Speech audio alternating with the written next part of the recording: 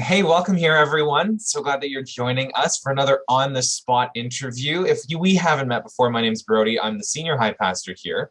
And today we have a very special guest with us. He comes from a faraway land with a lot of adventures and experiences, and we have the pleasure of listening and meeting today Emmett, one of the pastoral interns here at Willingdon. Hello, Emmett. How are you doing today?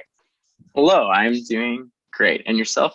I'm doing okay. Actually, today I'm not feeling too hot, but not sick, just sore, but I'm doing okay.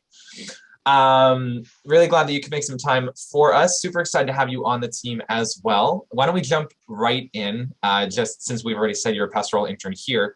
What is your role as a pastoral intern at Willingdon Church? I basically just get to experience a bit of every ministry that the church does, or some of those. And so I'm starting with student ministries. And so basically I just get to shadow Pastor Mark and Brody a little bit too, and just get a taste of everything that goes on in each ministry in the church. So for 4 months, I'll be with students. For the 4 months after that in discipleship, and then 4 months after that, pastoral care. So this is where I am now.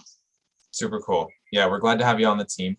What brought you into pastoral ministries and wanting to pursue working in a church as a pastor? In high school, I had a discussion with my friends during one math class. This was in grade 12. And they were kind of asking questions because they knew I was a Christian. And so they started asking a bunch of questions about my faith and why I believe it. And so they were kind of like pushing back on me with a lot of the things that I was saying. Because I was into apologetics, which is the study of the defense of the Christian faith. And so I knew all like these arguments and stuff. So we had a bit of an argument there. But the purpose in that, the reason why I was engaging in that was to show them why it matters. So my emphasis was, well, sure, I think this is true. This is why I think it's true. But ultimately, this is why it matters if this is true. And so I came away from that conversation thinking like, hey, I really love sharing the truth with people and walking alongside them in that. And sure, it might not always be an argument, but I want people to know the truth. And I want them, to follow Jesus. So that's when I kind of shifted from wanting to study computers and do computer science stuff to going to study to be a pastor, because I really just want people to know the truth. That's so good. What was your high school experience like, just as a whole, whether at school or if you were doing church through high school? What was it like for you as a high schooler? It was very difficult. There was only one other person my age in our church youth group, and everyone else who kind of went to church, the closest in age was like 3 year difference. And so I didn't really have anyone my age who was intent on following Christ. Mm. And besides that one person, but they weren't, they were kind of on the edge, kind of not super committed.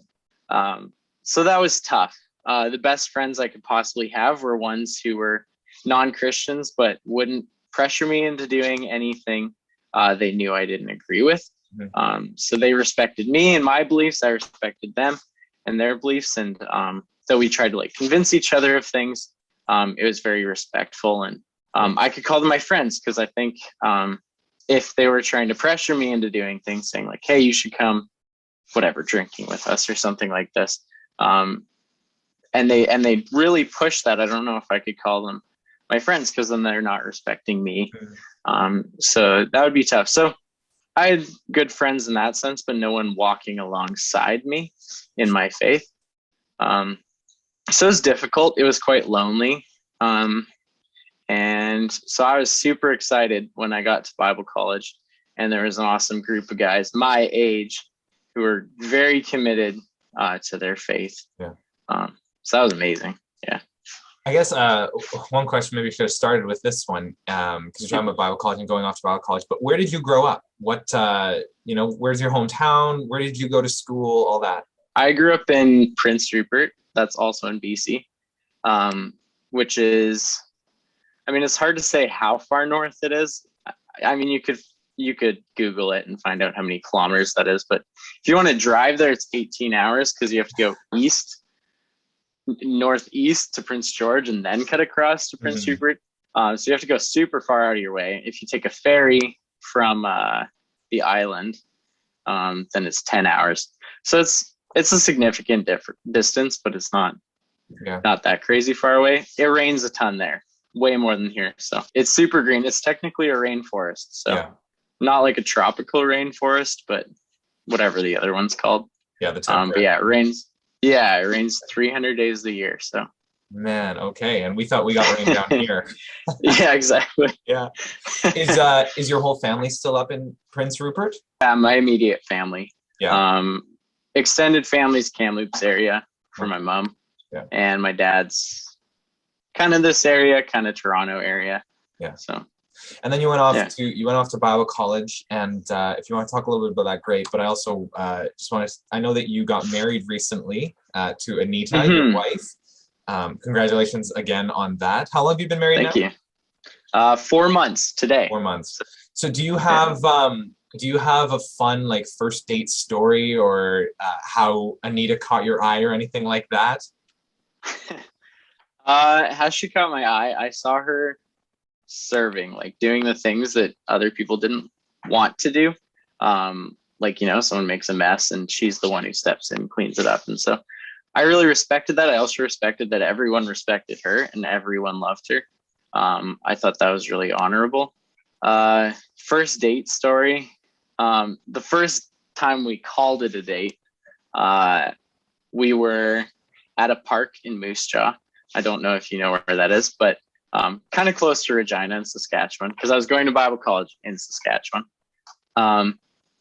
We were at a park and we were climbing things because I love climbing things, and I was kind of showing off the things that I could climb. So I was climbing up onto this like kind of sheltered area in front of an amphitheater, outdoor amphitheater, and that's kind of where the stage is. So I was climbing on top of it, and my pants just like ripped from the crotch all the way down to my knee. Oh no. So this was at the very beginning of our date. And so I get down and I'm kind of embarrassed about it. And I think she asked me, hey, do you want to like continue this date, or do you want to just go back or whatever? And I was like, well, I mean, I want to continue this. So if you're fine with it, I'm fine with it. And it was like minus 10 out. Yeah, wow. So it's pretty chilly. So it's kind of uncomfortable walking around like that. But we finished our date. But you did. You just kept walking around with this big seam broken open. Yeah. So we just kind of ignored it. But, yeah.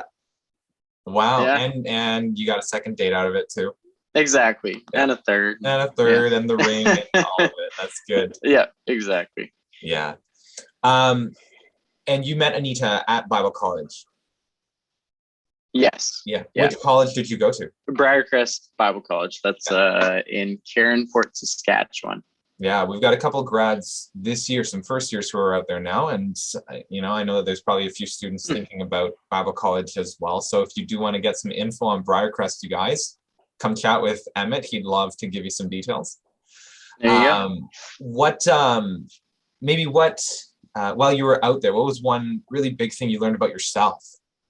As a lot of first years are, they come to college. I came to college thinking I knew a lot of things. And so the first year, I don't know if I was exactly focused on my studies as much as I should have been, but especially in my second year, I really realized just how little I knew. And so throughout the process of being at Bible college, just seeing the wealth of knowledge that's out there is really humbling, because you actually realize how little you know. The more you know, the more you feel like the less you know. So you feel like you know less because of just how much there is out there. Sure. So I think that was a really big thing. But then while you're at Bible college, there's always that process of like, well, now you've learned something. So now you have like these highs and lows of feel like I know something, now I feel like I know nothing. And so interestingly, the term sophomore, which I think is second year. It comes from two Greek words, and combined it means wise idiot. And so they think they know everything, right? So that wisdom, they actually know nothing. And so that was definitely an error I made coming into college. But yeah, one of the when I was in Bible college, one of the things that they said about second years that didn't go to third year was they know enough to be dangerous, but not enough to be useful. Exactly. Yeah. Yep. So even when you graduate Bible college, like now I've finished my 4 years. A lot of people do that, and then they feel like, the church needs me. I'm needed everywhere I go, and thinking you're super, super useful. And then you go there and you tend to think other people don't know anything. We're way older and have studied the Bible way longer. And so what we need to do is, once we finish those 4 years, come into the church ready to learn with humility, because there's a lot of people that know a lot more than you do. And those 4 years were useful, but they're not everything. So yeah, it's important to be a lifelong learner, right? And as we learn stuff, exactly, we put it into practice, no matter what age we're at, but we continue to know there's more to learn. Yeah. Exactly. Yeah. Outside of I think that's really great. Outside of learning and your studies and your work, what are some things that you enjoy doing to sort of balance that? So in your downtime or hobbies that you have? I absolutely love reading books. It became hard in college because you're reading so many theology textbooks, and I loved reading theology textbooks. I sound like a nerd, but I love that. But through just the sheer amount of it with school and everything, it became kind of dry.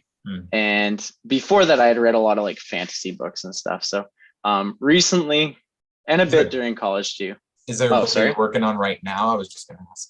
Right now, I'm rereading the Lord of the Rings trilogy. Okay. And the Silmarillion at the same time. So that's related book, right? Same universe, but yeah. So I've kind of tried to go back to reading fantasy and start to like to read again. Yeah, and then playing guitar, singing, that always restores me. So I love doing that. I also love playing board games. Okay. So a favorite? There's one called Scythe. Yeah. If you look it up, you might think I'm super nerdy, but it's the type of game where the box art by itself looks like it's going to take you 10 hours to play.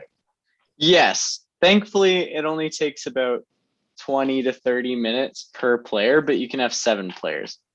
So, could take 3.5 hours with the max amount of players, which is a long time. But I also started playing chess a lot since Christmas, and got good at that. So that one's fun. I like games that don't have luck in them. I mean, I can kind of let go and say, oh, it's just a game. If it has luck, I've kind of learned that, because I would just get mad and like, I'd want to. I never did, but I'd want to just flip the table, swipe everything off every time the dice roll didn't go in my favor. But do you have siblings? Do you have brothers and sisters? I have one younger brother. Yeah. Okay. Named Caleb.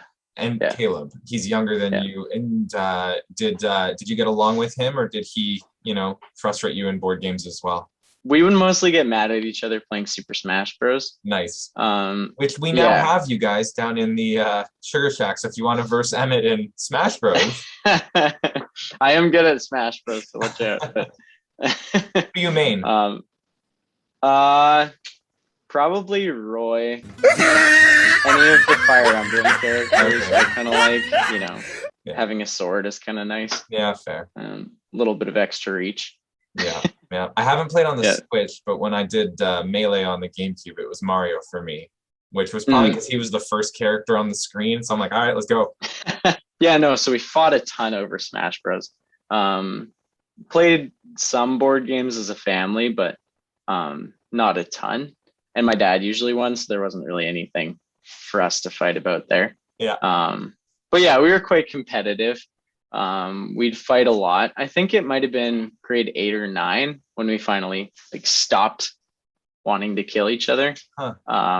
Because my parents were gone and he was bothering me or whatever. And so I just chased him, and as usual, he would run to his room and hold the door closed. And he was finally getting strong enough that he could actually keep the door closed. Yeah. So then I just punched a hole straight through his door. Oh. And then I realized what I had done. And so I started laughing. And then my brother, who was like, what in the world is going on? Either he's insane or something funny's happened. So then he slowly opens the door and I show him the hole, and then he kind of nervously laughs. And so then we laughed about it and we tried to cover it up with a piece of paper, which didn't work. Just a So then it poster taped became, yeah, exactly. So it became, us on a team after that, maybe against our parents a little bit, but yeah, stopped fighting after that moment, which is kind of surprising. But yeah, no, that's great when you can come to terms and really be brothers together, right? yeah, now we're really good friends. So Good. yeah. Good. Yeah, I've got a younger brother. It took me a little longer than grade 8, grade 9 to, get to like him, but we made it one day as well. There you go. Yeah. Did you, I know you were finishing school during the pandemic, and obviously you've moved now into town, but was there any big moments for you over this pandemic season, or anything advice-wise that you wish you would have known sooner that you know now? Over this pandemic, so I was kind of an introvert, so I got my energy from being like by myself. But I kind of learned my habits with that weren't necessarily entirely healthy. I actually needed people, and I actually thrived being around people. I think we all do in a sense. Like introvert, extrovert is entirely based off of like where you get your energy. You always need people. Everyone always needs people.